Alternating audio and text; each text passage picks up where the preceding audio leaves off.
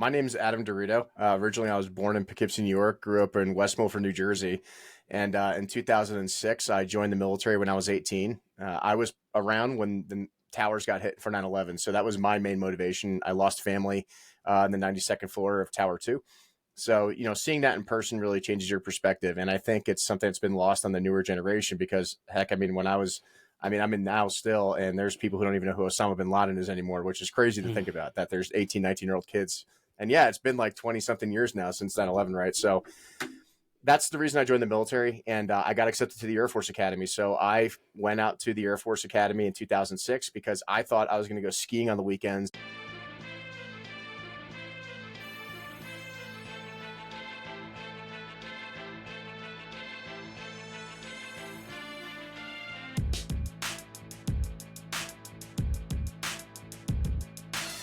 I promise. All right, guys. Hey, welcome to another episode of Mediocre Dads, where being mediocre is a choice, and you have to refuse to be mediocre every single day. I'm your host, Quan. I go by Q. And on this episode of Mediocre Dads, I have a feeling it's going to be a little unorthodox, right? And I say that because we're going to get into the dad stuff, maybe, but I can tell y'all right now, there's a lot of other stuff that we're gonna really harp on here on this episode. I came across Adam from my buddy Jay from the Young Dad podcast. I saw you were on there, and I was like, hey, I'm gonna reach out to this dude. I gotta figure out, kind of see I need more, right? And also, I love talking to other military members because the conversation is just really easygoing, and it flows well, and it's awesome. And we understand each other, especially one being in the Army together, or in the Army, yes, and then two, both being MI. So this conversation is going to be really MI nerdy, maybe, kind of. I don't know if it's considered nerdy, but I'm going to classify it that way. And then it's also going to be really freaking fun because I'm really looking forward to this. So without further ado, guys, I've introduced you to Adam DeRito. He has a whole story, and it's crazy to think about. Every person in the military has their own story, but I think his story truly trumps, pun intended there, everyone else's story. So that being said, without further ado, Adam, please, can you introduce yourself to the audience and tell us a little bit about yourself? Yeah, sure. Thanks for bringing me on the show, Quan. I really appreciate it. My name's Adam DeRito. Originally, I was born in Poughkeepsie, New York, grew up in West Milford, New Jersey. And in 2006, I joined the military when I was 18. I was around when the towers got hit for 9/11. So that was my main motivation. I lost family in the 92nd floor of Tower 2. So, seeing that in person really changes your perspective. And I think it's something that's been lost on the newer generation because, heck, I'm in now still, and there's people who don't even know who Osama bin Laden is anymore, which is crazy to think about that there's 18, 19-year-old kids. And yeah, it's been like 20 something years now since 9/11, right? So that's the reason I joined the military, and I got accepted to the Air Force Academy. So I went out to the Air Force Academy in 2006 because I thought I was going to go skiing on the weekends, and I thought it was going to be a complete transition away from, because I could have gone to West Point, I could have gone to Annapolis, I could have gone anywhere I wanted to, and I wanted to just get away from the East Coast. You grow up in New Jersey, you just want to get away from your hometown, right? So I just kind of wanted to start over. And I will tell you, that's one of the first biggest mistakes I ever made in my life was leaving everything, going through college, because I pretty much went out to the Air Force Academy, basically went to prison for 4 years, basically never left base. I think I went skiing once, and it was not a good time. And it's one of those things like, be careful what you wish for, and I'll never forget, there was one of my mentors who was actually my next door neighbor. He was a lieutenant colonel. He was an F-15 guy in the Gulf War in Bosnia. And he ended up flying C-5s when the GWAT kicked off in 2001, when he was in the New York Reserve up there at Stewart Air Force Base. And he said, hey, Adam, are you sure you want me to sign your recommendation letter? Because I'm a ROTC guy, and I'm telling you, you're not going to like it there. It's definitely not your type of people, because I was outgoing New Jersey. Like when growing up in New Jersey, I was in the Civil Air Patrol. Make fun of me all you want. I was a Hawk Mountain Ranger in the Civil Air Patrol. So I thought I was super cool doing search and rescue stuff. And I was a firefighter. I was an EMT. I was heavily involved in my local community. So I had accomplished a lot in my life before I was even 18 years old, whether it was house fires, car extrications, dead bodies. I'd seen it all before I even joined the military. So I thought, I'm going to go out to a place where the best of the best are. And everyone's like me. Everyone's like an alpha type personality and a go-getter. And then you get out there and you realize that 80% of the kids don't want to even be there. It's like their third choice. Their dad's a colonel and a general. And then the other like 15% are recruited athletes, or more. And then like there's like 5% who are like me, who are like broke blue collar kids who just like actually worked their ass off to get into the Air Force Academy or West Point, and they actually got in, and we didn't know how. And I was one of those. So needless to say, there was a lot of personality clashes when I went out there. I didn't understand it. Like I showed up on day one for basic training. I laughed in the cadre's face. There's like a bunch of fat kids with bad haircuts. And I'm like, what is going on right now? I'm like, I thought I joined the military. Like the Civil Air Patrol was fucking harder than this, and that didn't win me any friends. Because being from New Jersey, I've calmed down a lot since then, but like being from New Jersey, you're like, what the fuck? You know what I mean? You're just like, what the fuck is this? And, so it was pretty tough. And I almost quit. I did not quit because it was hard. I mean, the academics are really difficult out there, but that's a given. But I was pretty smart in high school. I had like a 3.9 GPA. So I made it through the system and I was going there, but I'm like, this isn't, I just didn't fit in. I'm like, this is like it's like being in the Army now. You're just hanging out with a bunch of people you mostly hate and you don't know, and you just wait until 5 to get off and let the commander release you. And you're like, this is stupid. Why are we in the motor pool still? Yes. For those who don't understand, yes. Yeah, sweeping the rain. Oh my god. You gotta get all the rocks out. Actually, my personal favorite motor pool story was we had to turn all the oil pans upside down because they didn't want any oil spots on the concrete, so they would just let it, and they didn't want to have the oil fill up the container, so they just let it spill on the concrete, which defeats the entire purpose of it. But if that much oil is coming out, there is so many more wrong things with these vehicles. It's a class 3. You probably should take it off the line, but whatever. If you're in the military, you'll understand that. So I decided to stick it out though, because I'm not a quitter. I didn't want to quit. And, I talked to my mom a lot about it, and she's like, well, maybe there's like other options you can do when you're there. So I actually found out there's 2 programs at the Air Force Academy, and it's kind of like an unknown thing. So when you go to any federal service academy, you can actually commission into any branch you want. It's like a gentleman's agreement that if you go to West Point, you stay Army. If you go to Annapolis, you stay Navy Marines. And if you go to Air Force, you stay Air Force, now Space Force too. So I found out that I could go into the Army or the Marine Corps. So I signed up for something called Army Programs, which is basically a 6-month haze fest. And if you get through it, then you can go to Air Assault or Airborne School as a cadet, which is pretty cool. And then I also found Marine Officer Candidate School selection was at the Air Force Academy. So I decided to sign up for that as well, which is another. So I was doing them both at the same time, which is absolutely one of the dumbest things I ever did. Because I'd go to one Army screener, finish off with that one, and go right over to the Marine Corps screener when I was already smoked from doing flutter kicks and rucking up and down a mountain and whatever. So I started doing that, and it was really, really hard. And the cool thing was all the cadre were actually the class of 2009, the class ahead of me. They already went to Marine OCS and came back. So they were your instructors. And then we had in the Army programs, you had some Army officers, the exchange officers that were there, and they were just hazing the crap out of you. And it was a really good experience. Then you kind of start realizing like, this is what I joined the military to do. I want to run around with rucksacks and guns and do military stuff. And you don't get that experience in the Air Force. But, as I was finishing that and getting ready to do these things, like something bad happened to me. So for once, I got to leave on a weekend, because my commander actually let me leave for once. And obviously I'm Catholic and he's Mormon, so we didn't get along at all. He absolutely hated the fact that I was Catholic, and I just didn't approve of his golden plates in upper New York State. So, it is what it is. Oh, did I say that out loud? Sorry. We'll talk about the faith stuff later, because that's definitely an important part of my life as well. But so I went to a party up at CSU my sophomore year, the end of my sophomore year going into my junior year. And I was 21 at the time, so I was able to drink. And cadets never get to leave, and we never get to drink. It's a dry campus pretty much. We have like a small bar on base, but it's like 3-2 beer only at the time. I think they've changed it since then. But I go up there and I get drunk at this party, and this woman hands me a drink. And I'm not thinking, it's like American Pie up there. There's like kegs rolling down the street. I'm like, wait, this is what college was really like, and I could have done this the entire time. Like, what the fuck was I thinking? I'm just trying to have a good time. And the next thing I know, I don't remember anything until 7:00 in the morning. I blacked out completely. And I don't say that lightly. I know that's like an excuse, but I will tell you from my experience, like I was a 225-pound rugby player. Like I knew my drinking limits. I drank a little bit before I went out to the Air Force Academy. I knew my limits, but this was really weird. And I woke up and I had a really bad headache. And as an EMT, I was still an EMT at the time. I knew something was wrong. I knew this wasn't right. So, but I wake up and my clothes are off. My shit's all hit with basically felt like I got hit by sandpaper. I'll let you use your own imagination on that. and I knew something was wrong, but I couldn't drive. I was so violently sick that I knew I tried. So I found a Denny's and I sat down and I drank like an entire pot of coffee. I ate the greasiest food I could to absorb whatever was in my stomach. I took an entire bottle of Tums at the local gas station, found my car. I called my commander and it was like Sunday morning. And I said, hey, I'm going to be late for formation because I physically can't drive. And he's like, yeah, whatever, Dorito, just making excuses again. I'm like, oh, here we go. So I eventually go down there and I was a little bit late for formation. It wasn't that big of a deal. Plus, it's not even like Monday yet, so who cares?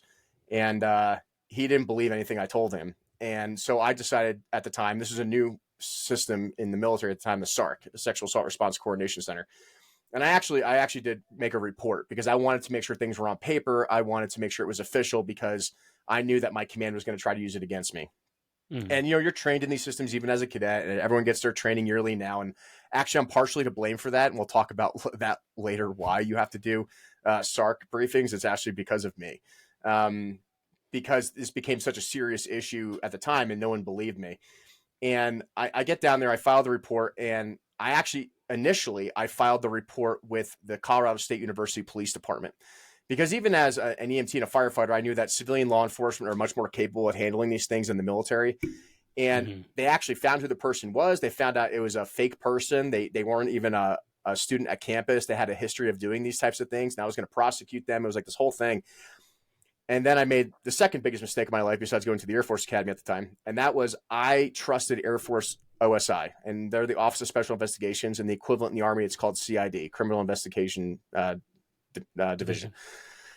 So they said, hey man, like, we're going to help you out with this whole thing. Just give all the jurisdiction back to the Air Force since you're an Air Force Academy cadet. So that way we can take care of you. And I believe them because I've always had a positive experience with law enforcement with my years working for the fire department in the first aid squad. So they bring me in like, hey, by the way, we can't charge her because it didn't happen at the academy. I'm like, well, what the fuck? Like, of course it didn't happen at the academy. It happened at CSU. Oh, but you gave them jurisdiction. So, oh, sorry. So then I started realizing that this is a way that they control the narrative. They control the reporting. So that way it's not outside of the academy, makes the academy look bad because no one wants to make the 3-star general look bad. No one wants to have these numbers come up on the Air Force Academy radar because everything that happens at the academy when it comes to sexual assault and harassment gets reported directly to Congress. Right. So they wanted to control that narrative so they didn't have to officially report it to Congress because otherwise there's going to be questions asked by members of Congress. Right. And like I said, I know this stuff now. I didn't really know it back then because I was really naive and I was like, 21 years old? I'm an idiot. I don't know anything. And if you think you know stuff when you're 21, you're wrong.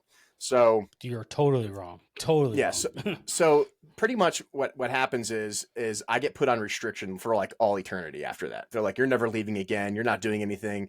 You can go play rugby and work out and go to class, but other than that, you can't do anything. So online dating was a new thing back then.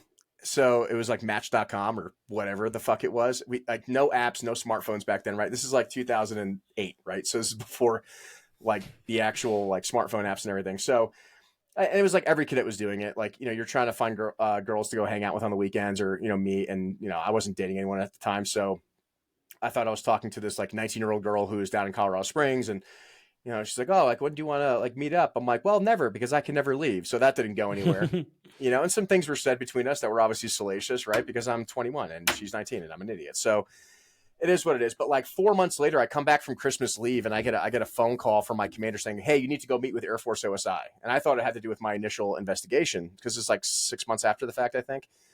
So I go into their office and they sit me down in like the mirrored room and I'm like, cool, this is awesome. And then like they leave me there for like 3 hours. I'm like, why am I here? And you're a Lima, so you know where this is going. Yes. So they come in there, and it's the same two guys that ran my initial investigation, Agent Munson and Agent Samansky, and I thought they were super cool about it. And I'm like, yeah, what's up? Like, well, were you aware of who you were talking to on that dating website? And I'm like, no. I'm like, have you ever met this person? I'm like, nope. Have you ever talked to him on the phone? I'm like, nope. It was strictly email, like Hotmail. Like that was the extent of our conversations and communications. And then they leave for another hour. They had me write a statement out, which don't ever do anything for the cops unless you absolutely have a lawyer. Number one, just don't talk to cops. Sorry. And I was just honest. I was like, yeah, I was on a dating website. This is what they said. This is what I said, vice versa. And then this woman comes in. She's like, were you aware that this person was 13? And I'm like, no, they said they were 19. It's right there in the transcript. Like, any questions? Yeah. And I'm like, it's like, you never met this person. I'm like, no. So And even to this day, I don't actually know if that was true.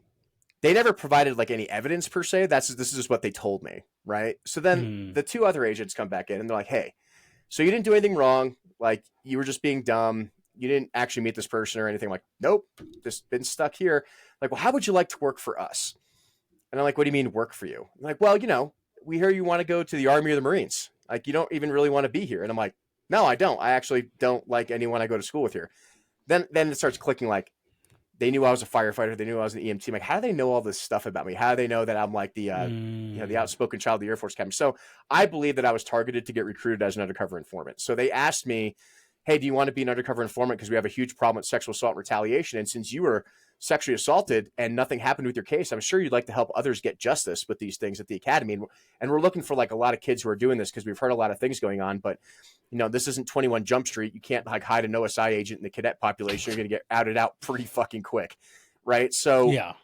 So I'm like, you know what? I have no problem going after scumbags here. I don't like anyone here anyway. So if there's kids who are actually doing criminal acts, I have no problem typing up reports and helping you guys out find who these people are. So they give me like a burner phone. I had like a backdoor email address that I could directly communicate with OSI in. And I thought it was great. Like, cause I'm just going after cadets who are like actually banging underage freshmen and going after, like actual pedophiles, like trying to meet with teenagers to high school at Air Academy High or whatever. There's a lot of drug trafficking back then with Spice and stuff. So, and I knew all the football players and everyone else that was doing all these things. And there was a big underage drinking party at the prep school. And they were really interested in finding out what was going on over there. So I'd gone to Marine Officer Candidate School. I come back and I get assigned over there as cadre for the prep school. And they say, hey, if you find out anything that's going on with this prep school investigation, because they're all going to talk to you, just let us know what's going on. So I start typing up dozens and dozens of reports about what everyone was saying. It's just information gathering. Like I wasn't actually involved. I wasn't going to parties or anything. It's just information gathering, type up an MFR, memorandum for record. Sorry to use acronyms, and send it over to OSI. And we ended up finding like 30 kids who were trafficking drugs and alcohol and accused of rape and sexual assault. Like it was like this big thing. And most of them were football players. All these recruited athletes at the prep school who are trying to get into the Division I sports team, right? So their redshirt year, they go to the prep school and then they come over for their 4-year experience at the academy. So I'm like, cool, let's get all these kids out. They don't deserve to be officers. They shouldn't be here. We live by a moral code and honor code, all these good things. So in the back of my mind, we're doing the right thing, right? We're doing all these good things. And unfortunately, everyone thinks that Air Force, OSI, and CID, they should work above the chain of command. That's their intent, right? Because we can't hold people accountable if commanders who are corrupt are involved in these processes. Well, the problem is the commanders and the prep school commander and the superintendent, General Michael Gould at the time, found out that all these football players were getting basically indicted. And that's not good for the Air Force Academy because the football team makes them millions of dollars a year in Division I sports. Right. And if they lost their entire playing class after they spent hundreds of thousands of dollars recruiting these kids from all around the country, that's not going to look good for the academy. And I say that now because I realized that was their intention. I didn't understand the money and everything else back then. I was just doing what I was asked to do and I had no problems doing it. So my commander comes back and they said, well, you were involved with all these investigations and talking to all these underclassmen. So we're going to give you an Article 15 for fraternization. I'm like, you're going to give me an Article 15 for fraternization? And they're like, well, yeah, all these cadet candidates over there at the prep school are saying that you're involved in relations. I'm like, no, they're not. Why would they all say that? And then I realized, oh, those are the kids that are getting investigated. So they don't want to get in trouble. So they're just trying to figure out a way to get out of it. And when all the commanders found out, oh, the guy who doesn't want to be here and is quitting the Air Force and going to the Marine Corps now, boom, that's when all the focus changed, right? So the superintendent puts all the focus on me because it's really easy to pin this all on me and blow off Air Force OSI than it is to kick out 30 kids out of the Air Force Academy, right? Because that's going to go on Congress's radar. That's like, why are 30 kids getting kicked out for a scandal at the academy? That's going to make it all over the news and make the academy look bad. So they don't have any evidence on anything at all because nothing actually happened. And what happened was Air Force OSI just goes, hey, man, frat is frat. Whether you're talking to people or whether you're having sex with them, frat is frat. Now, once I believe them, I'm like, yeah, I guess I did talk to them and communicate with them through text message and email, and they're underclassmen. So I guess that's technically under the UCMJ, which we're not really uphold to technically, even though we kind of are, because you're not an officer, you're not enlisted when you're a cadet, right? So there's a lot of legal nuance there. So I agreed to sign a false confession that just said, yes, I admit to fraternization. And they said, oh, you're going to get Article 15. You're going to get a slap on the wrist. You're going to get like 30 days extra duty, which in the real military, that's what happens. Who cares? Yeah. And I'm like, well, I'll just wait out my 30 days post-graduation and go right to Marine TBS, or the basic school, which is what lieutenant school is for the Marines, because I had passed Marine OCS. So I signed this Article 15. I admit to fraternization. And the next thing I know, my life is like fucking over. Right? They put me on suicide watch. I was going to kill myself. And even like none of that was true. But they were just trying to find a narrative to make me look crazy, to make sure all the testimonies and everything that I did against these cadets was deemed false so that they could continue to play football for the Mountain West Conference that year. So we make it all the way to graduation day in May of 2010. And 3 hours before I'm supposed to walk, they say, hey, you're not graduating today. What? So I finished all 4 years at the Air Force Academy. My whole family's out there for graduation. And 3 hours before that, they say, never mind, you're not walking. You have to do your 30 days of extra duty and then you'll commission. And I'm like, this really sucks. It was like the worst day of my life. But I'm like, all right, fine. I'll do my 30 days of extra duty, sit here, do whatever bullshit you want me to do, and then I'll just go to TBS. 30 days comes up and they say, never mind, we changed your mind. We're pulling your commission. We're pulling your degree. And on top of that, they can pull your degree? Apparently. And then also, because you didn't serve your 5 years of active duty service after that, you owe us $286,000. Thanks. So they escorted me off base with a K9 unit and M4s. And they gave me 3 hours to leave base and threw me out in the streets. And I had no idea what to do with my life. Now, looking back on it, now that I know the actual process, you can't do that to kicking somebody out of the military. You can't just throw somebody off a base and say, figure it out in 3 hours. That's not how that works. There's an entire TAPS transition process. You have to go through all the legalisms. You have to have your day in court. Like there's a whole thing. I didn't get any of that. They just took it upon themselves to do whatever they want. And because I was now probably like 22 at the time, I didn't know any better. I didn't know what my rights were. I didn't have a lawyer. I didn't have the money to hire a lawyer. So I just agreed with whatever this 3-star general told me. So I had to start my entire fucking life over. And I didn't know what to do with my life. So when you go to the Air Force Academy or West Point or anything, you get a sponsor family. So my sponsor family agreed to let me move into their basement. So because I couldn't even drive back to New Jersey if I wanted to. I had like a half a tank of gas and like $50 in my checking account because they took everything from me before I left. So I sat around. I didn't really know what to do. So I got a free gym membership at 24 Hour Fitness down the street in Parker, Colorado. I just started working out every day. That's how I dealt with stress. So, just trying to plan, like, what am I going to do with my life? And they said, hey, man, if you're going to fucking be here all the time, why don't you just work here? So I used a credit card and I paid for a personal training certification and got all that stuff done and started working, started making some money. And I eventually got promoted and kind of moved over to Lifetime Fitness. So I was making a little bit more money, even though, going from $10,000 a year to fucking whatever, $30,000 a year, whatever it wasn't that much money, but it was better than sleeping on the gym floors and eating free protein bars. Cause that's pretty much how I was living my life.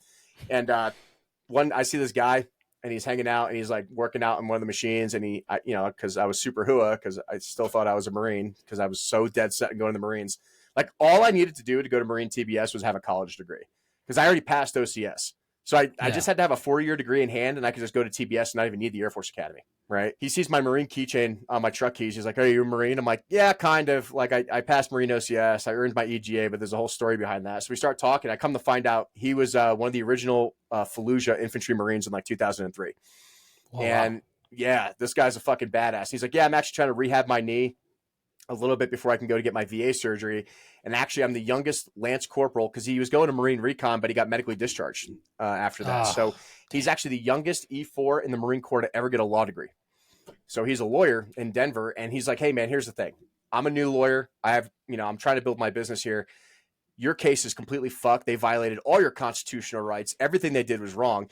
How about this? I'll give you free hours if you give me free personal training." And I'm like, can't pass up that deal.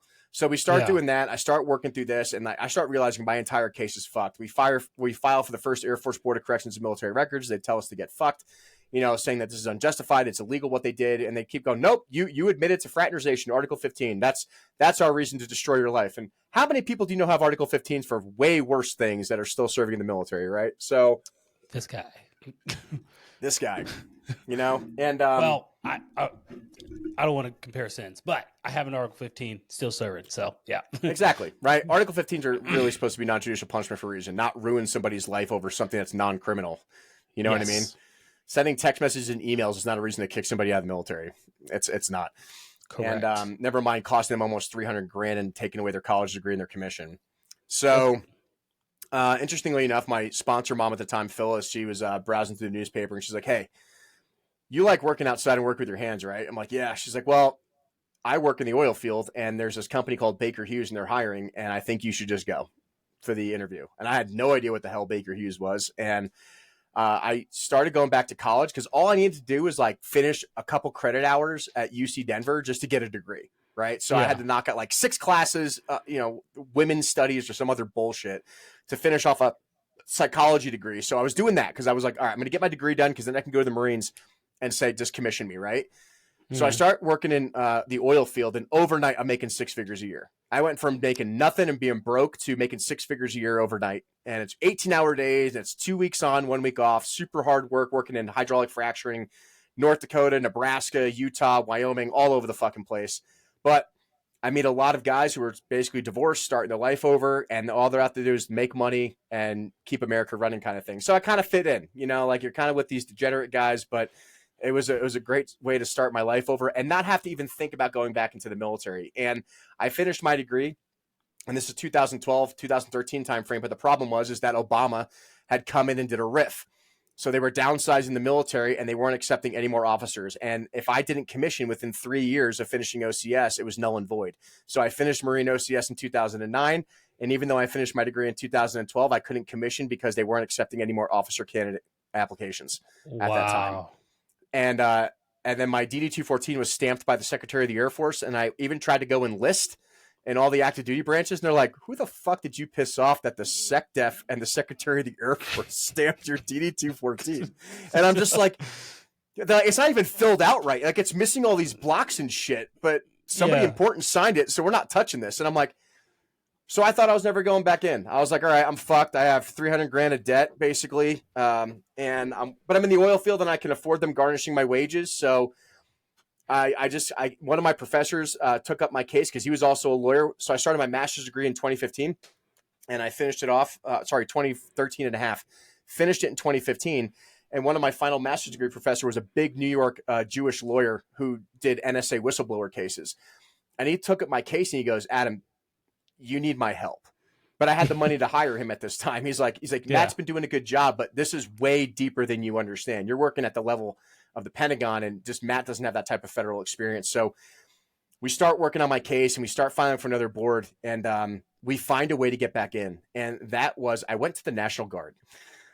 In 2015, I walk into the National Guard's office. They're like, are you that kid that was in the news about the whistleblower case, about the Air Force rape case at the Air Force Academy? Because I was in the news like a year or two prior on Denver 7. And I'm like, yeah. They're like, I know this sounds really weird, but we kind of been waiting for you to come into this office. Why? Yeah, I was like, the stars aligned. It was like fucking weird because I was all over the news in Colorado about this. I really pissed off the DOD when I did that. So I started making a name for myself. It was like 2013, 2015. And then I find out it wasn't just me. There was an entire undercover informant program at the Air Force Academy, and I wasn't the only cadet involved. There was like multiple others, right? What? And, one of them went on ESPN about it, about the whole scandal in the NCAA. So it started getting more traction and attention. So people was like, oh, it's not just Dorito bitching because he got fucked over. There's a whole list of other things that have been going on. So the Air Force Academy is in like full damage control, trying to cover this up and trying to block it. And the governor of the state at the time was Governor Hickenlooper, who's now Senator Hickenlooper. And basically they call him up and they're like, hey, he kind of needs a waiver to get back in to override his federal DD-214. And the only person that can sign off on that is the governor of the state. So he's like, he has a criminal history? No. Is he that kid that was on the news? And they're like, yeah. It's like, well, he doesn't need a federal waiver. We'll just stamp him into the Guard. But I had to go in under 3 conditions. One, the max rank, even though I had a master's degree and I was 27 years old at the time, the max rank they could put me in was E4.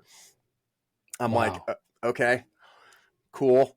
They're like, you have to serve in a special operations unit. And the only special operations unit in the Guard is 19th and 20th Special Forces Group. So I signed up for 19th Special Forces Group as a parachute rigger. And I'm like, well, I jumped at the academy, so I guess I can go pack parachutes, I guess. And then the third condition was I had to recomplete basic training. I'm like, God fucking damn it. I'm like, this is like the third time, right? So I go to the Air Force basic training, Then I did Marine Officer Candidate School. Now I got to go through Army basic training at 27 years old with a master's degree, making 6 figures a year in the oil field, right? So this is just ridiculous. So I go to Fort Jackson, North Carolina, because I'm a 92 series, 92 Romeo. And everyone thought I worked for CID because they Googled me. They're like, why is this this kid looks like he's from 21 Jump Street. Like, this kid does not belong here. I'm the same age as all the staff sergeant, the sergeant first class, as all the drill instructors and shit. And they're like, why is he here? And they Google me and they're like, get into my office. Like, are you this kid that's on the news? They flip the screen around. It's all on Google and stuff. I'm like, you work for CID? I'm like, no, Sergeant. They're like, don't fuck with me. I'm trying to retire right now. Like, you're not here to fuck us, are you? And I'm like, I know this sounds really weird, but I'm just here to serve my country, Sergeant. He's like, shut the fuck up and get out of my office. Although, also, you're in charge of everyone, and if anyone fucks up, it's your fault. And I'm like, great, perfect. So they left me alone. All basically, yeah. Oh yeah. Oh yeah. I was like, they basically made me like the PL of like basic training. It was so stupid. Man. But they didn't mess with me. They were super cool about it. They didn't believe anything I said about wanting to serve my country. They were just like, you're working for CID. Shut up. So they left me alone for basic training. I go to AIT at Fort Lee, which I don't even know what they renamed it to now. For parachute rigger school. Same thing happened. I get to AIT. They're like, why are you here? You shouldn't be here. You're like, this is the next step in the thing. I gotta go to basic. They go AIT. So the funny thing was like there's only 2 CW5 riggers in the United States Army at the schoolhouse, and they pull me aside. They're like, "You're gonna sit down and tell us everything about what's going on in your life right now." So I told them the whole story. This whole story I told you. They're like, and I'll never forget this. He says, "All right, Dorito, here's the deal. You're trying to get your commission back. You're trying to get your stuff back. I get that. I respect that, but be careful what you wish for." And I said, "Okay." He's like, also, you're in charge of the entire schoolhouse now. Just letting you know. Damn it. All these soldiers, they're your problem. Oh, I had some kid go out and buy a brand new car, get a DUI, and crash right through a freaking, strip club. And then try to go high. Yeah, that was a good time. Not my fault. Not involved. I'm like, all I do is go to church, go to school, didn't go out, didn't go to the mall. I'm like, I learned my lesson the first time, not fucking around with this. Yeah. Straight and narrow. And I get back to 19th Special Forces Group. I get my in-doc there. That was a good time. And meet the riggers out there, start jumping with the Green Berets, start packing chutes, and just start doing my job, man. Just shut your mouth, do your job. You got to earn your stripes in SF, EVA as a support guy. So you keep up on the ruck marches and the PT and everything else. And because it is a very active airborne unit in the Guard. I think we actually jump more than active duty. We jumped like almost 5 times a drill, and these guys jump like 5 times a year on active duty. Crap. So we jump like almost 20, 30 times a year. And it was a great experience. Love 519, especially working with Green Berets. Like, you're out there shooting and learning how to get them to work, right? You're like the Q of James Bond. We get them to work, we bring them back. They go out and do their cool guy stuff, and we bring them back. So got lots of great hands-on experience with a lot of awesome Green Berets and SOCOM medics and everything else out there. And after 2 years, I'm like, all right, so I've done 2 years. I did a SAD mission, a state active duty order missions for the Colorado fires. So I got a little bit of street cred. I kind of have like a so-called state deployment.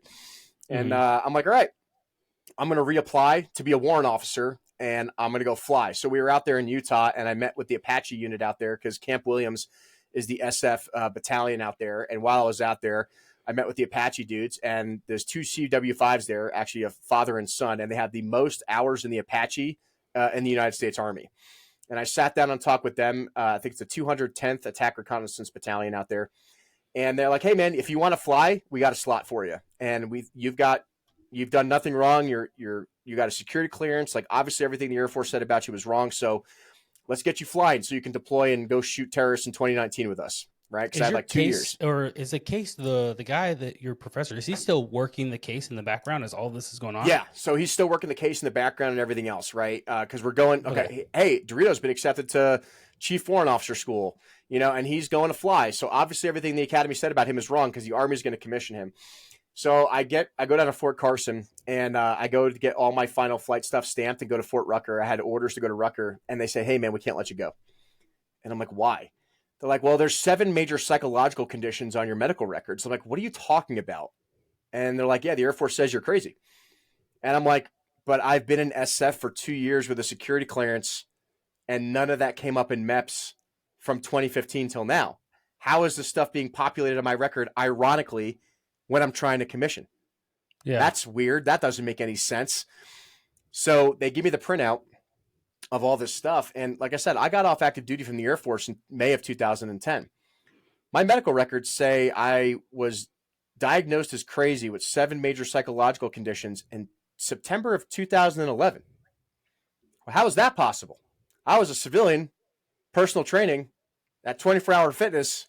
How was I in the military? So my lawyer's like, dude, you got the golden ticket. We just proved that they retaliated against you and falsified your medical records to shut you up. And then all those kids, all their cases got thrown out because all that testimony you did as an undercover informant got deemed not admissible in court. And that's how the Air Force Academy got around. So now it's making sense. We're like, we got them. There's no way they're going to get this. So I come back, I put my maroon beret back on, and I go right to the Air Force Academy as an E4 because Air Force people don't understand Army ranks. And they also, like, we have maroon berets, but the Air Force Special Operations is red berets. So everyone thinks I'm like some Air Force enlisted special operations guy. And they let me walk right into the superintendent's 3-stars office, like right in there. And I just dropped a letter on his desk saying, hey, this is the demands from my lawyer that if you don't give me my degree and my commission back and fix my medical records, I'm going to sue the shit out of you.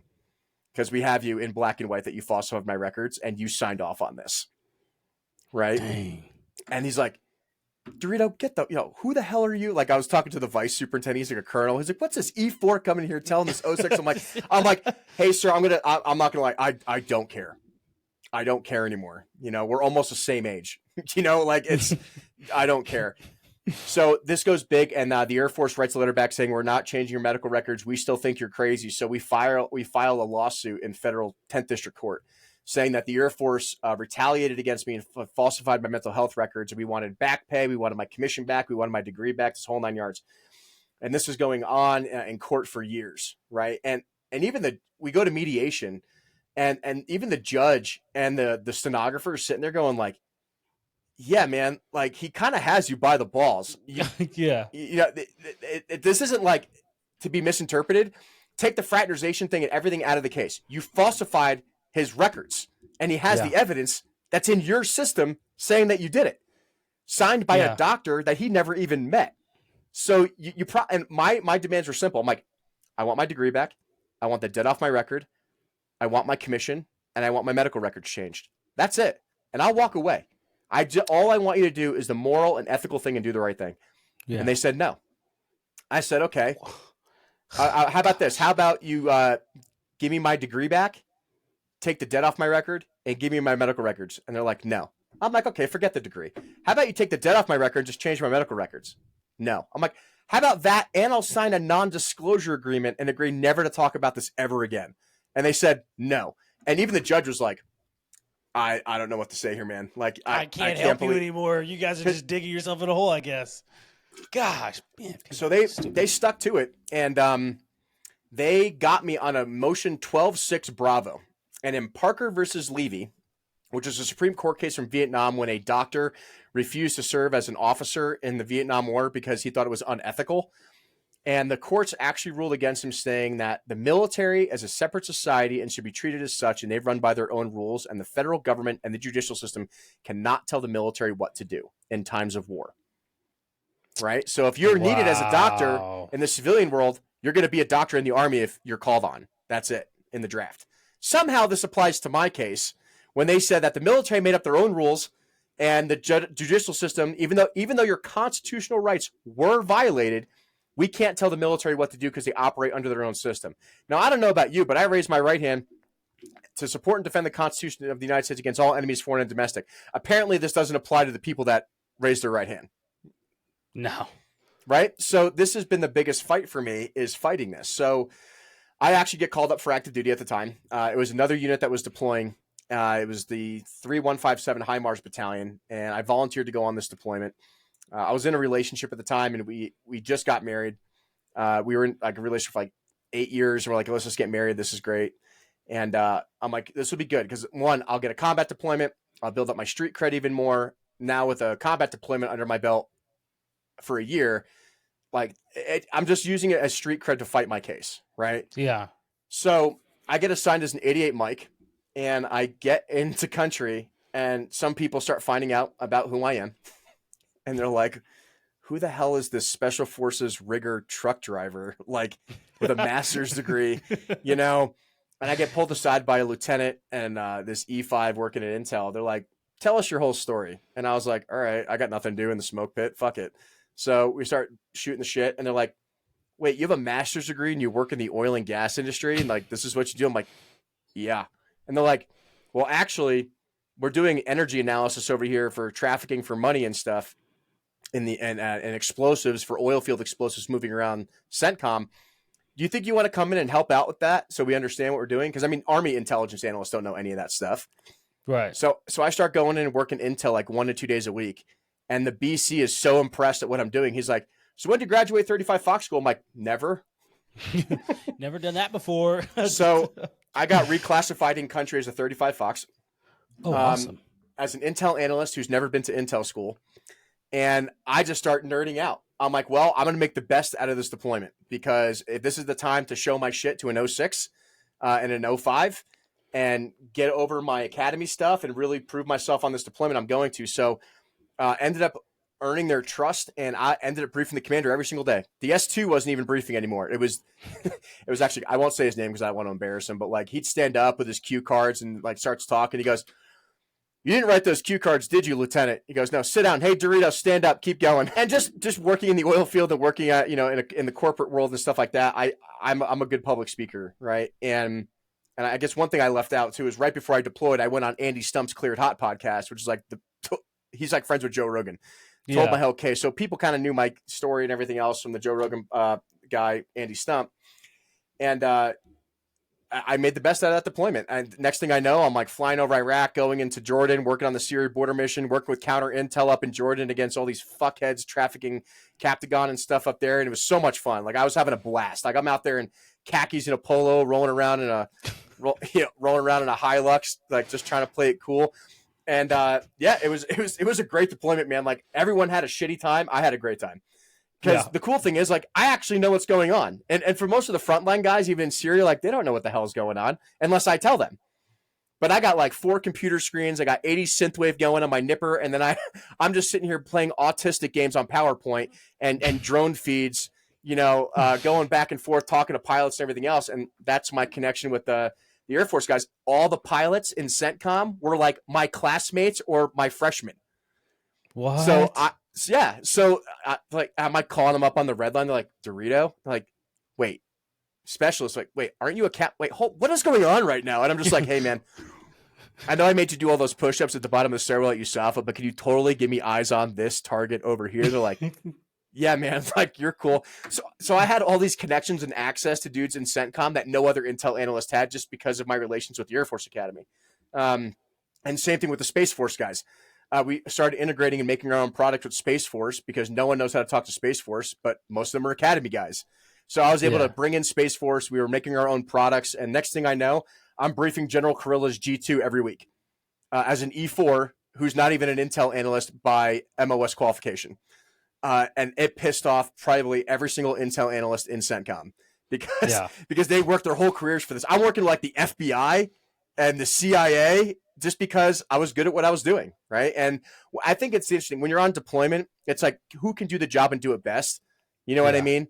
And you don't necessarily have to have an MOS to do it. If you're the best at what you're going to do, then you get those slots. So I had all these amazing opportunities on deployment to do that, and I made the most of it. Like I said before we started the podcast, I got recommended for an MSM by my battalion commander because he's like, Dorito literally invented his own products and synergized multiple joint force operations, and he's not even an intel analyst. He went way above and beyond what he was supposed to be doing here, and then it got denied at brigade because I wasn't MOS queued as a 35 Fox. That's the whole point of giving the MSM. Gosh, oh my gosh, the Army is... And I was an E4, so they decided to give it to the E7 for another intel guy who didn't even make a PowerPoint the entire deployment. That's awesome. I love that. The Army is notorious for this. Oh my goodness. Yeah, so I get back from deployment, and like, everything was going great. Like, my wife and I at the time, like, hey, we're ready to have kids now. Got my combat deployment. My case is going really well, even though, like, it got dismissed without prejudice, which means I can refile under a different argument, right? So we're working on that in the background. Now I have a combat deployment. Everything's going good. And then I come back and find out she had an affair the entire time I was deployed. What? Yeah, so When I was overseas, I reconnected with my faith a lot as a Catholic. Like I was always like a non-practicing Catholic my entire, time, like for the last 10 years. I grew up in the faith really hard, but kind of gave up on my faith, throughout my experience after the Air Force Academy. But when I was overseas and you see that stuff in person and you see that this stuff really does exist in the Bible, like we were in like the border side of Israel and the West Bank and all that other stuff. It just really hit me hard. And I was like, my only focus when I get home is I want to be a good husband and I want to be a good dad. That's it. That's the only thing that matters. Forget all the ribbons, forget all the accolades, everything else. This is what I want to do. And I come back and I realized that my entire life had to change instantaneously. And I made it really simple. She was a believer in God. And I was like, well, you did this and you really hurt me, but she didn't want to fix it. And I said, I'm not even going to try. She decided to have an affair with a married guy who's a felon with 3 kids. So that just shows her level of judgment after being together for 10 years. And she made that decision and I forgive her for it. If God can forgive everyone, who am I not to forgive? Right. Yeah. But that doesn't mean I have to have a relationship with you. So I came back, started the divorce process, and then I had to have multiple surgeries from all the leg injuries I got when I was overseas because I thought it was a good idea to jump off a Hemet with full body armor. So that was good. So yeah. So they said I had a calf sprain and I basically tore my Achilles off my freaking calf muscles. It was a good time. So, but they gave me ibuprofen for the time I was in country and it was fine. I walked like a penguin after my PT test and I was fine. Totally nothing wrong. Non-service related, by the way. Nothing to see here. So I had 2 massive leg surgeries when I came home. They had to reconstruct my legs, put titanium rods in them, whole 9 yards. Also, I breathed in so much pollution when I was over there because you know how freaking polluted it is over there. They actually had to go into my sinus cavity and remove all these cysts out of my face from the burn pits from us burning all those shredded classified documents and diesel fuel. Good. As an E4, that was my job too. You're burning in the shit pits. Great. Fantastic. Gosh, so where was this at? I was at Arif John. We were still burning. Yeah, we're burning shredded documents and diesel fuel. Gosh. Yeah, it's really good for your health. Don't breathe it in. It's not good for you. But you don't have a choice. So I came back, going through divorce, had all these surgeries. I heal up from that, and I get contacted by this lobbyist I've been working with in the background with the podcast I've been running, Dark Saber. So I started this whole Dark Saber podcast, interviewing all these cadets, and this stuff has been going on for years at the academy. So I've been keeping records and just trying to build this whole like social media case about our federal service academies and our military in general for sexual assault retaliation. Yeah. And she's like, hey, I want you to come to DC. We're going to go start talking to people. And I'm like, you want me to come to DC, huh? And she's like, put on your uniform and show up to DC. I'm like, am I allowed to do that? She's like, and she's a retired captain. And she's like, I'm not telling you what not to do. I'm just saying, if you want to get in the office, show up like you want to be there. So as an E4, I have like 15 ribbons. I got more ribbons than some general officers, right? And I show up there and I had my academy ring on just to be a dick.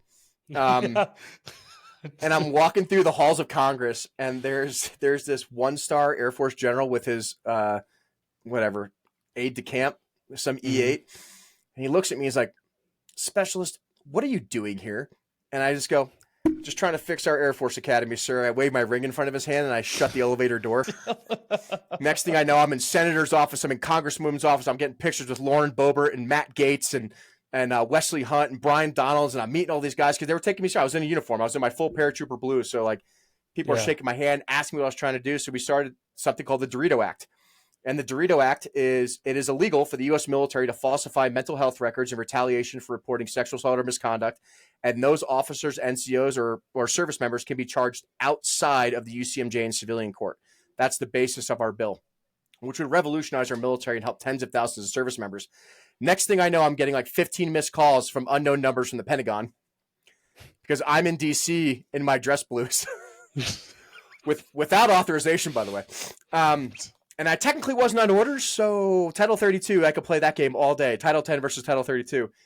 And my SF commander calls me, goes, "DeRito, are you in D.C. right now?" I said, "Yes." And he goes, "Are you currently in a uniform?" I'm like, "Nope, I'm in my hotel room." He's like, "And it's going to stay that way for whatever remaining time you're in Washington, D.C. He goes, "I know what you're doing. I understand that you've gotten screwed by the military and there's nothing we can do to help you, but you just used your one trump card. You showed up in D.C. in dress blues, and now everyone in Congress knows there's an E4 stacked with ribbons in an academy ring because they were trying to claim stolen valor. That general officer was like, this guy's wearing an academy ring and he's got more ribbons than me and he's an E4. That's impossible. So yeah, I started getting involved in politics then, and it was crazy because never in my lifetime did you ever think I'd be involved in politics at all. But what I realized is you could be the most moral and ethical person in the military, always trying to do the right thing. But until there's a law passed to enforce what you're trying to do, it's never going to change. It's just never going to change, right? And I see that. You saw it with the COVID vaccine stuff. You saw so many good officers and NCOs get kicked out for refusing to take the vaccine. We lost a lot of talent. And now the people leading the military, in my opinion, are, with a few exceptions, the best of the worst. And you got a lot of young kids coming into the military now who are blind and they want leadership and they crave, I call myself the old guy now, I'm going to be 37 this week. They want that mid-range of experience, the guys who were around when 9/11 happened, who were in that middle management role in the military, but a lot of them are out. And, you know, people even say, like, DeRito, you don't even need to be in the military. You don't need it. Like you have a great job, you have a house, you got 3 cars. Like, what are you doing? You know? And I sat there, I'm like, because I know it matters. I don't care that I get paid $258.37 a month or whatever it is. To me, it's really important that we're taking care of our guys. So I come back from deployment and I go to 519. And the problem with the Guard is that it's slots available for promotion. So I've been eligible for promotion since the day I showed up at 519 in 2015, but there was no E5 slot. So no matter what I did, no matter how experienced of a rigger I was never going to get promoted to E5 ever. Yeah. And I came back and I told my shop NCO, I'm like, hey, Sergeant, first class, I won't say his name, but I was like, I want free fall school and I want my E5 promotion. I earned it. I have a combat deployment. I got more experience than most of the people in the shed now. He's like, well, you're not going on active duty orders for the Guard and it's just not available, man. I'm sorry. Like, you're stuck as an E4 until further notice. I'm like, I'm out. So when I was overseas, I actually worked with civil affairs a lot. And I didn't know a lot about the civil affairs mission until I was overseas. And I actually saw, you know, after you smoke check a school full of kids with a drone, and then you see the shit that's really going on overseas, and you're like, what the fuck are we doing? You know, and I'm sure you probably had to ask yourself that question. Like, yeah, there's a few bad guys. We smoke checked a few dudes up in Syria that were deserved not to be on the face of this earth anymore. But, you know, when you drop 22 JDAMs on an open, you know, area in Syria to kill one guy and you kill 400 innocent people, you start questioning, like, what are we doing? Is this even effective anymore? And the Green Berets, all the guys that go through selection, they were going out there investigating mortar tubes, like, which is what engineers are for. You know what I mean? So it's like these, you know, like, this is what we're doing. So, but I see the civil affairs mission, they're going out, like, bringing power and doing water purification plants, and they're drilling water wells. They're actually helping people. And I'm like, you know what? I actually want to start helping people. And civil affairs on the active duty side is special operations, and 80% of it's reserve. So it's used to KPOC, United States Army Civil Affairs and Psychological Operations Command. So we're still tied in with the tier 1 guys a little bit. But since I work in oil and gas, and now I work at a refinery, I've been there for 5 years now, and I work in industrial wastewater treatment. I'm like, why don't I go over to civil affairs as an intel analyst and actually start doing my civilian job in the Army? So I don't feel like I'm wasting my time packing parachutes once a month, right? Yeah. So I get accepted to go over to Tulsi Gabbard's Civil Affairs Battalion down at Fort Carson. She was the battalion commander at the time when I transferred over to Civil Affairs. So, of course, I show up to Civil Affairs as an E4. And now I got slotted as an actual 35 Fox over there. So getting ready to go to intel school and everything else, and actually did the thing. And I'm keeping my mouth shut. And then the rumor starts going around that there's a specialist here who's been on the news and been to Washington, D.C. So immediately I had to go have a conversation with Colonel Gabbard. Oh, geez. Well, before you continue. Yeah, for sure. She's pretty freaking cool in person. She's amazing. She's an amazing person. She freaking has to be. She's legit. And I know she freaking, when she talks, she commands a room so well. And here's the crazy part. I've never been in a room with her, right? I've never actually spoken to her. I've just seen her over video. But I can tell, right, from when she's speaking at doing certain events or whatever, that she commands a room. But not like just like, because I know she's a lieutenant colonel, but like any 1-star, 2-star would command a room when they're giving a brief, right? You know what I mean? Like, and you working for her, I know you can attest to this, but like she commands a room so well because, and it's not what she says, it's not how she says it. It's her ability to say what needs to be said and people want to listen. No, 100%. And her job in the Army is 38 Gulf, which is a military industrial specialist. And there's 18 ASIs with that. And one of them is politician. So obviously she direct commissioned as a politician, 38 Gulf in the Army. That's how she became an officer. And I started We're gonna have asking to talk about questions. this afterwards because I'm definitely interested in all Yeah, that. no, But for we're gonna sure. talk about this afterwards. Yeah. And so the interesting part was not when I was overseas, I actually applied for this program because there's actually a 38 Gulf slot for energy, oil and gas, and wastewater treatment. Right. Yeah. And I'm like, well, why would I not? I'm like, this is the opportunity. I can apply for direct commission as a captain. I have the street cred. I have a 5 years master's degree. I've been working in the industry for over 10 years now. I have the experience to do it. So my first packet got denied, obviously, because somebody in the Pentagon saw the name Dorito and immediately burned that Yeah. application. Right. So I started having a conversation with Tulsi. It was like a uniform off conversation, you know, and it was like, all right, man. And she's like, Dorito, you've been on Andy's podcast, haven't you? And I was like, yes, ma'am. And she's like, well, I've been on a lot of podcasts too. And she's like, you and I have the same friends and enemies in DC, don't we? And I was like, yes, ma'am, that is correct. And she goes, all right, I can't get involved politically. Obviously, I can't voice my opinion about you, but I think you've been doing a great job since you've been here. You're technically my intel analyst, right?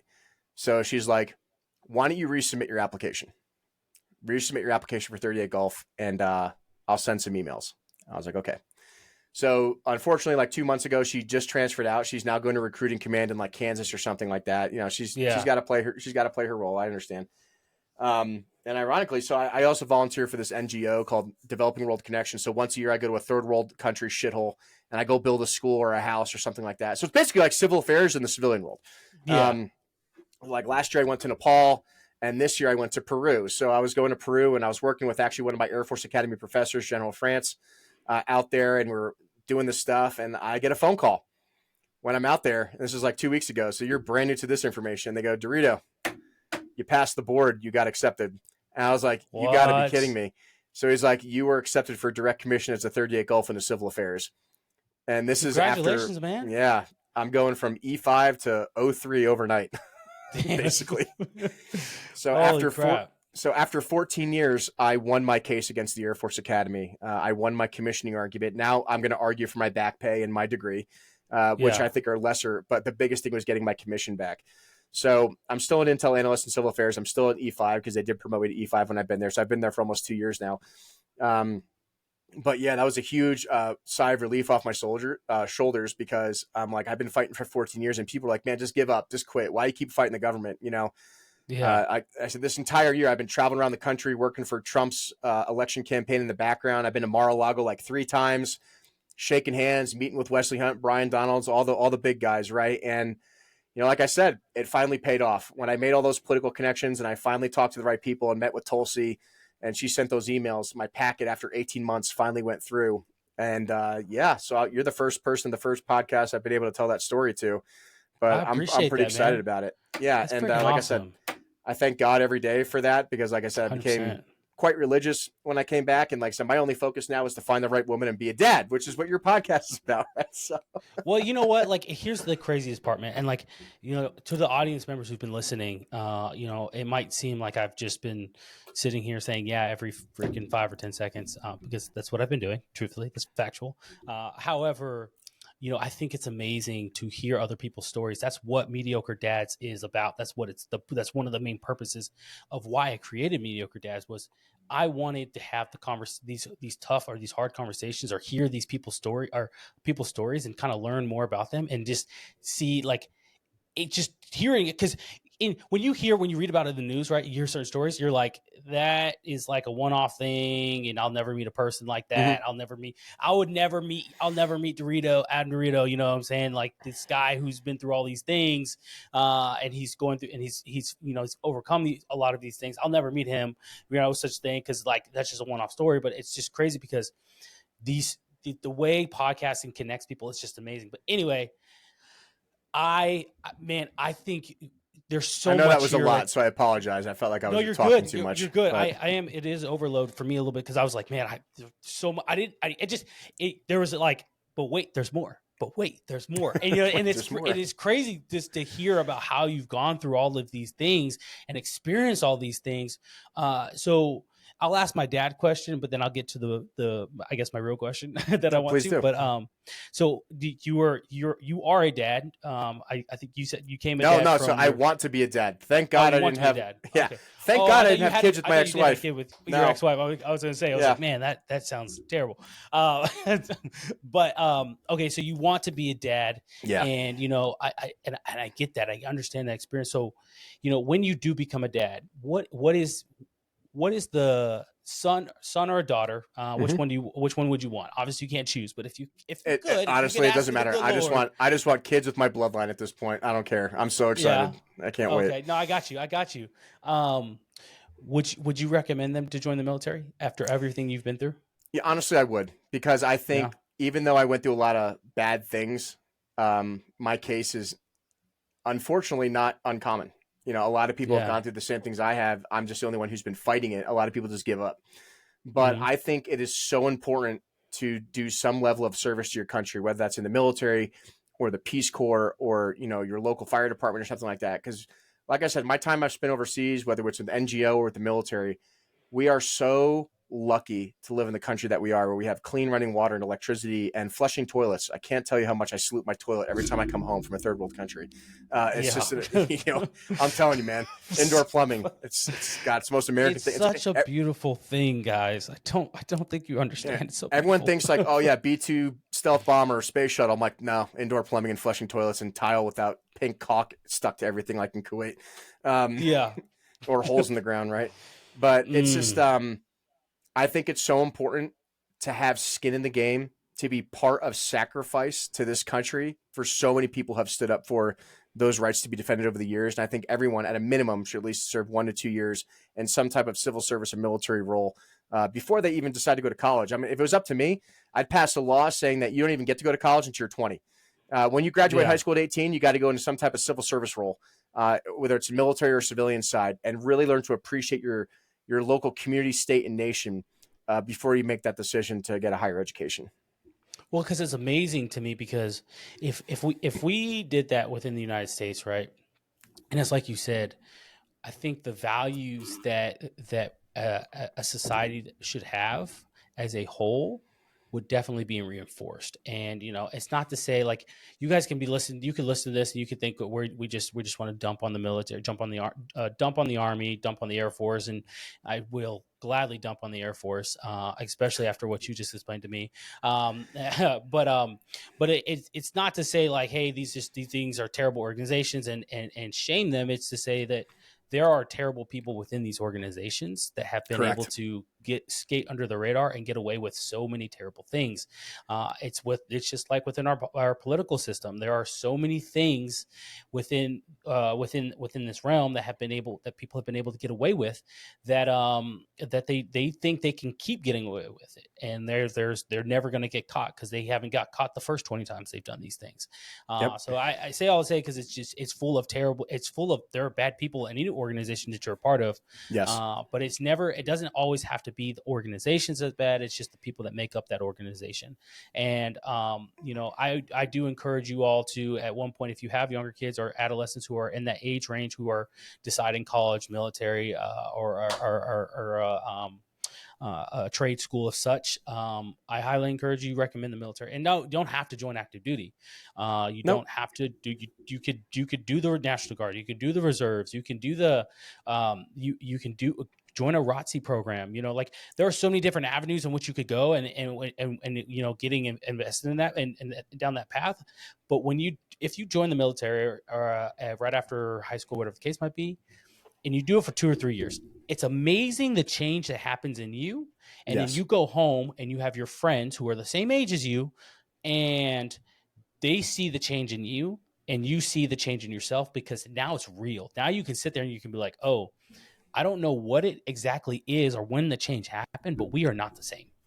We are not the Yeah. same at all. And it's You need to crazy go out. how it happens. Yeah, you need to go out and see the world. You need to go out and Yeah. realize, everyone likes to dump on America and everyone thinks we have problems here, but we really don't. We really don't have issues. Everyone's like, oh, racism this or whatever this. I go, you ever been to Kuwait?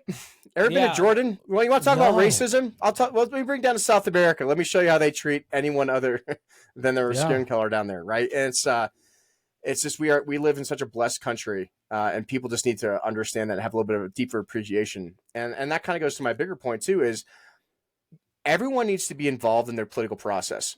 Hmm. Don't be a resident. Don't just live here, shit here, and eat here. Be involved in your political process, and that's above voting. Um, and like you said, there's people bad in every organization. That is true. But you can either sit there idly by and let these bad people continue doing what they're doing, whether it's the military or the civilian world in politics, or you could be part of the change. And it's only going to change if you're actively involved. Yeah. I started going to my local county commissioners meetings, my local mayoral meetings, and going, hey, why are my taxes up $400 this year? And there's like 5 geriatric 60-year-olds sitting in there, and they're the ones running everything. And you want to know why? Because people like you and I don't have the time. We have jobs, we have kids, we have things to take care of. We don't have time to go to these meetings, or at least we don't think we do. And then Yeah. these people make all these decisions under the radar because you, as an American citizen, are refusing to be involved in the political process, but you have no problem complaining about it on Facebook and Instagram, right? Yeah. So my biggest thing is I'm a nobody. I'm a technically still I'm an E5 in the reserve, works in the oil and gas industry, and I just started showing up. And I started showing up. People started listening. Next thing you know, I'm shaking hands with congressmen and senators and governors, and I'm getting invited to Donald Trump's house. And that's just because I showed up. I don't know anybody. I just started showing up. And like I Yeah. said, this weekend I'm flying out to New York City to go hang out with JD Vance and President Donald Trump in Madison Square Garden. You know why? Because the past couple months, I showed face, I showed people that I care, and I showed people that I want to be part of the change. And that could be anybody. You just have to be involved. You have to have a seat at the table. But you can't sit here and complain about all these horrible things that are going on. And that's why I'm going to try to pass the Dorito Act in Congress. It's been 2-3 years now. I've been trying to push this bill. On average, it takes 7 years to pass a bill. Yeah.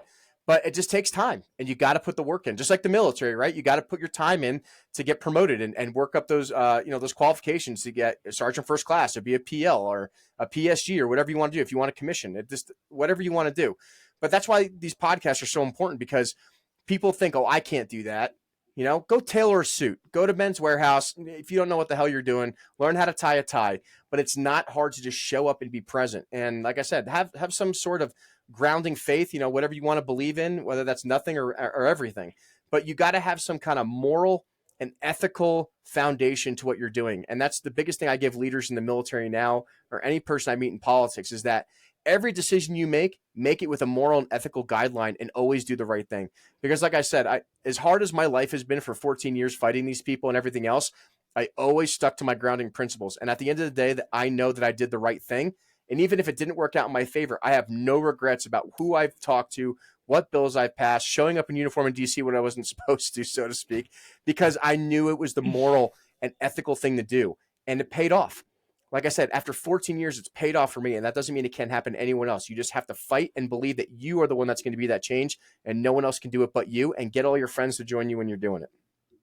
I'm telling y'all, look, it's hard to find people that have a high sense of morality and ethics, or ethical belief, Mhm. because in today's society, it is so easy to be the scoundrel, to be that wicked person, as the Bible refers to people who are wicked. It's so easy to be those people, because there's so very few of people who have no problem standing on their own 2 feet, on 10 toes down, and saying, hey, I believe in this, and I'm going to stand behind this, because I believe this. And there's a good portion of us people here who do believe these things. However, they just don't have the cojones to say anything, because they're afraid of the reprisal or the retaliation that they will receive if they don't fall in line, so to speak. And it's so amazing, because your story or your experience, I don't like to call them stories, but your experience speaks to this sense of like, hey, like, I know I was wronged, and I could sit here and roll over and just take it like they wanted me to. And like several people probably have done in the past. Mhm. But until we have people who are willing to stand up for what is right, for what they believe in, and for what God tells, how God leads us and says, hey, I'm not going to take this and stand for these things. We're just going to have people who are we're going to continue to build a weak society. You were mentioning being in places and showing up to your within your local community. So many people will tell me or want to talk to me, or when we have conversations, they'll talk to me about, Republican, Democrats, independents, whatever the case might be. Mm-hmm. And they're like, Donald Trump this, Kamala Harris that, and all these things going back and forth. And I always tell people, I said, that's great. I said, but elections happen every 2 years. Correct. And I said, and I tell people, I said, can you tell me who is your mayor? Who's your governor? Mm-hmm. Can you tell me who your state representative is? Can you tell me who your state senator is? Can you tell me how many state senators you have? Can you tell me how many state representatives you have? Right? And can you answer these questions? Can you tell me who the AG of Texas is? Can you tell me who the AG of Arizona is? Can you tell me who actually represents you at the end of the day? Who is it that represents you and where you live? Can you tell me this piece of information? 90% of people that I talk to about this cannot tell me that piece of information. And I sit there and say, this is the problem. The problem is society and the mass media has told you and made you believe for the last 10 years, I think, that the president of the United States is the most important person in politics or involved in the decision in your lives. They are not. They are not. They play a role in it, but they're not the most important person. The most important people within your life that can help you and dictate you and tell you, kind of help what's going around within your area, are your local politicians. Yeah. That is County commissioners, the people you need to be getting in. Yes. Yeah, exactly. That is the people you need to be getting in with, because okay, even this school boards. Can you guys tell me who runs your school? If you have children who are in school, who runs the school board? Can you tell me who's in charge of that? Can you name the individual? Can you tell me what they believe? Can you tell me how long they've been there? Most of these people cannot. And Exactly. that's the thing. That's we the care problem. so much about the wrong things. We care about So the much. wrong things. These are uneducated voters. 100%. I'll tell y'all this. My dad, or my father-in-law, when I got married to my wife, he told me this is how I had to set my life up. It's God, it's my wife, it's my kids, it's my job, and it's me. Those Exactly. are those are it. All of those things come the hierarchy. before me. I'm very proud of you. 100%. And it took me a while to learn and really apply that to my life. But I'm telling you, it's amazing. Once I've restructured that hierarchy and understood what that meant, God comes first above all. God comes Always, first above all. every when day. you have God in your life, man, I know this is not a Thursday night podcast with MB guys, and this is not the Bible study podcast. But I tell y'all, every single time we talk about it, when you have God in your life, it's amazing how He is able to transform your heart. How He's able to transform you, and you start to see the things around you, and you're like, oh, this is not just a battle. This is not a battle of, oh, I want my job. I want this job and I can't get it because these people are mean to me. No, this is a battle between evil and good and evil. This is a legitimate battle between the good and evil. And I can tell you, Adam, from what you were telling me, I wholeheartedly believe that there was a lot of evil going on around you, but Yes. God was working in you, and God was saying, hey, I have something planned for you. And, I don't think your story's done yet. I don't think you're not going to, you're going to be done here. I think you have a lot more that you're going to be able to do and bring to the table, to whether that's within the military, whether that's politically, or whatever the case might be. Because I'm really excited to see where all of this takes and this goes for you, because we need more people like you. And especially what I will say, that. And I mean this when I say this, because being a dad is very, very important to me. Because it's the best job that I do. It's the best thing I do in my entire life. It's most important. What I will tell you is that attitude, that behavior, those characteristics that you have, those strong characteristics that you have of tenacity, endurance, of again being a moral and ethical person. Your children are going to gain so much value from that, because we do not teach our kids that those characteristics anymore. We don't teach them that. We teach them. A lot of parents when I say we, I'm just putting it in general here, but a lot of parents today, they want the fluff, and they want to hand their kids off to school and say, hey, I got to go to work because I got to make this money somehow. But I'm telling you, keep it up, because your kids are going to be very, very, very proud kids to say, do you know who my dad is? My dad, man. And when you hear that, it's just, it's so amazing. You're going to be a great dad. Listen, man, I appreciate that. I have no doubt that you're going to be a phenomenal dad, because again, it's just characteristics that you're displaying, and the way you display them and the way you carry yourself. That's what matters. And it's like I was telling you when you mentioned Tulsi Gabbard, when a person can walk into a room and demand respect, and not demand it by saying, look at me, I'm powerful, I respect me, but just walk in, everybody says, I don't know who that person is, but I have to respect them. because I'm afraid of the consequences, that's amazing. And that's one of the things I believe that you'll have, especially when you do end up commissioning and taking on the role as a captain and going on from there. I appreciate that, man. It's one thing. Christ doesn't promise us salvation without suffering, and I had to read the story of Job a lot. Like I said, it really started when I came back from deployment with that divorce, but I started putting God first in my life. I pray every morning. I pray every evening, pray during the day. And that's the most important thing in my life. And ever since I started putting God first in my life, everything has changed. Next thing I know is things are going great at work. I'm getting promoted. I healed from my surgeries. I can run again. And next thing I know, I'm going to Donald Trump's house. And then I'm getting invited to go sponsor my own bill in Congress. And then I'm getting invited to all these political events. And then all of a sudden I get my commission back. And that's all with just in a year.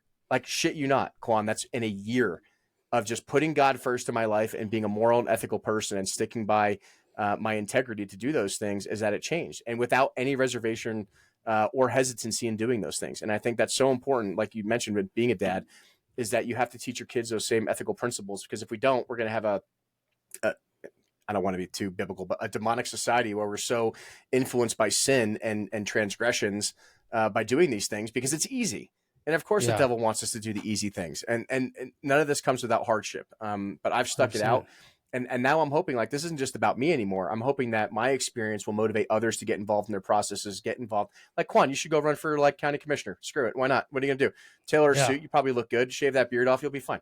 You know what I mean? Like, nah, look, I'm trying the whole JD Vance thing. You know there you He's go. got his beard going on. I have my Intel mustache. I never got rid of it. I just kept it. It makes me look disgusting. smart. I hate mustaches. Look, I'm sorry, Army people. I'm going to tell you right now, I don't care who it is or what you are. If you have a mustache, get rid of it. It's the most disgusting thing in the world. Just get a beard. Just get a shaving profile and call it a day. No one disregards my PowerPoints because of my mustache. That's just the power that it holds. No, but it's I'm so serious, man. This is what I've been trying to motivate veterans to do too, is, people our age are so disaffected by the system. They think they can't change. I'm like, literally go start running for office. It's not hard to run as a state representative.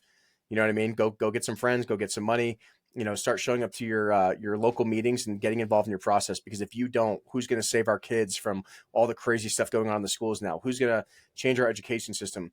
Who's going to lower our taxes? It's not Donald Trump. It's not Kamala Harris. It's going to be the people working at the local level. But if you decide not to take a seat at the table, things are never going to change. And you have to stick by your principles and be the change that you want to see here in our country and in your local communities. It's amazing because those things sound cliche, but they're not. And genuinely, guys, these are not cliche. These are things that matter, and these are how you change the sphere, if you will, around you, right? Because the change that we are all looking for and that we are expecting to come from the president of the United States, nobody cares. Nobody cares. And legitimately. It doesn't matter what the president says. I mean, it does matter what the president says, but it doesn't matter what the president says in the sense of, because it doesn't dictate how your local taxes work. Yeah, in your local county. In Bexar County in San Antonio, President Trump, I'm sorry, he's not going to have any impact on how Bexar County says, hey, these are the state tax, these are the county taxes you need to be paying, right? Or what your school curriculum is for your kids. 100%. Right. And again, there's so much these things on compounding. And a lot of these things are just talking points for politicians. But the reality is this is real life for you and me. But you could be but the thing is, we can be politicians. We are dictating the policies, and we're going to tell our representatives what we want. And even if you don't want to run for politics, you show up and tell these people what you want. Because if you don't, you know who's going to do it? To use a quote from Step Brothers, those geriatric fucks who use it as a breakfast club meeting to get out there on early Wednesday mornings because they're 75 and retired with no job, no stake in the game, no nothing. And they're going to run what the 20 and 30-year-old hardworking moms and dads in this country are doing because you didn't want to show up. So now you're letting the old people who can't lose anything and are going to die soon run your government. And that's the problem. That's why Nancy Pelosi is 90 years old and still running in Congress. You want to know why? Because no one wanted to step up and replace her 20 years ago. Yeah. Right. And that's a bigger example. But look, I bet you go look at your local county commissioner and see how long they've been running. I bet they've been in office for 10, 15 years and you don't even know who they are. Don't even know who they are. Why? Because you didn't show up to vote them out. Or you get to know who they are. Or show up and tell them, hey, stop doing that because I know where you live. You know what I mean? Even saying that changes their tune quite instantaneously. I mean, I'm a Republican. I'm a conservative. And all the Republican and conservative members in Weld County, Colorado hate me. because I hold them to the standard. Now I can say if Sergeant DeRito, being this old crusty NCO, is pissed off all the time at these people. Now I can show up. It's Captain, correct yourself there. Whatever, Will Ferrell. But it's like it's not happening anymore. Oh, you guys are all used to these old people showing up and having the same conversations every week. But you want to know what? You're not changing anything. Go grab your neighbor. Go out and vote. Let's talk about the issues. Let's dissect these ballot issues. Or motivate your friends who are more politically affluent to go do those things. But like I said, this is actually how you protect your kids. This is how you protect your family, because you could try to hide unless you're like, I kind of homestead and I'm kind of out my 12 acres in the middle of nowhere, but that doesn't hide me from property taxes in the federal government. Right. So, so at the end of the day, like even having a little bit of participation, even if you show up once a month or once every couple months, show face and start being participant. These millennials and Gen Z people need to get out there and start participating in their local economy, because you have no right to complain if you're refusing to participate. I will conclude with this. If y'all really go look into this, do the research on it. If you look how old the founding fathers were, right? A lot of They're our age. The founding fathers were our age when they were doing this thing. So a lot of you 18 to 35 look at the pictures of the founding fathers and you think to yourself, like, these men were 50 plus years old. No. Nope. They were our age. It was like 18, 19-year-olds. Freaking what was his name? Thomas Jefferson. I think he was I think he's 28. I think he was 28. I think Benjamin Franklin was like the oldest one. He was like, I could be wrong. I think he was like 35 or 37 or something like that. I'll look it up later. But anyway, very young when he wrote up the Declaration of Independence, right? You think, when you read that, you think like, okay, this had to be like an older guy who had a lot of life experience. No, they just cared. They were passionate, and they were like, hey, I don't like what's going on here, and we need to change it. And they did that, right? And they sacrificed their lives, and their houses got burned down by the British, and some of their families were killed and slaughtered, right? And these guys were drinking beer the entire time in Independence Hall in Philadelphia. So don't tell me you can't do any things without drinking beer. Right? I'm telling you guys, it's amazing. Look into the founding fathers of how the United States was founded. You'll start to see and learn, like, oh my goodness. And I'm not telling you guys, hey, this means you become a Republican, or this means you become a Democrat, or you become a Libertarian. Just be involved. Doesn't matter what side of the aisle. Be involved. Be involved. It's amazing what happens when you're involved, because then you're like, hey, this is why I wake up. I'm talking from personal experience here, guys. This is why when I wake up at 5 o'clock every morning and I get to drive to my work, which is supposed to take 20 minutes, but it takes me an hour because there's freaking construction going on the dang 35. And man, I could go in there and say, hey, this traffic is unforgivable. We need to change the times, and I can impact that decision. I didn't know.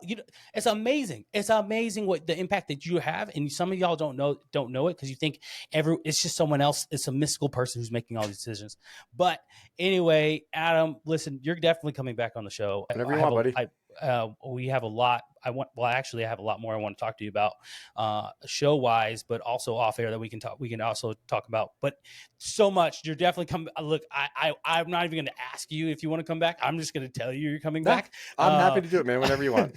And we're going to have a freaking good time. Hey guys, that's all we have. All the time I have. Thank you for joining us, Adam. Was really appreciate it. Hey Adam, where can people find you? Links, whatever. Where do people? Where's the best place? So my biggest platform is on Instagram, Adam.DeRito 2010, which is the year I graduated the academy. Twitter's Adam DeRito, TikTok Adam DeRito 2010. And AdamDeRito.com is my website if you're interested in the political stuff I'm doing and the bills I'm trying to pass in Congress. And if you have any issues in the military or need some legal advice, I know it probably better than most JAGs.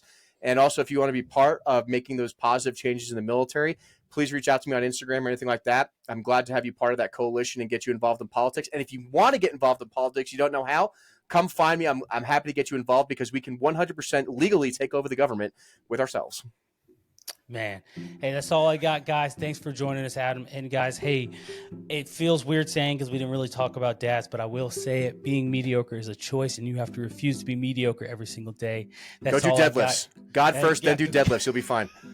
Mediocre dads out, guys. Oh, shoot.